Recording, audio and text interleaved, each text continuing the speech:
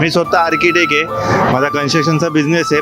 पण ज्यावेळेस इथे आलो मी सकाळपासून आता आहे यांच्याबरोबर, मला कधी असं इतकं म्हणजे सगळं त्या माझ्या व्यवसायाचा तो अख्खा पूर्ण ट्रेस होता, सगळं ते धावपळ असते, हे असते ते असते. या व्यतिरिक्त काही दिवस काही क्षण इथं खूप आनंदाने माझे हे होतात आहे. आणि इकडची लोक असेल लहान मोठं, आता जसे महाराज म्हणले इथं कोण गरीब नाही कोण श्रीमंत नाही, सगळे एका पातळीवर सगळ्यांना बघितलं जातं. इकडे सगळ्या जातीपातीचे लोक आहेत, इथं काय अजिबात भेदभाव वगैरे काहीच नाही आहे. आणि प्रत्येकाच्या चेहऱ्यावर एक प्रकारचा आनंद आहे, हा फार कमी बघायला बघतो म्हणजे भेटतो आपल्याला. हा आनंद हा असाच आम्हालाही भेटला आहे सकाळपासून. अतिशय खूप छान आणि खूप उत्साहाचं वातावरण आहे. म्हणजे इतके लोक आहेत, इतके प्रचंड हे आहेत, पण इथे कोणालाच असं हे नाही आहे की म्हणजे कोणाचा तर चिडचिडपणा नाही आहे किंवा कोण दुःखी नाही किंवा असं वाटत नाही अरे किती गर्दी आहे किती काय.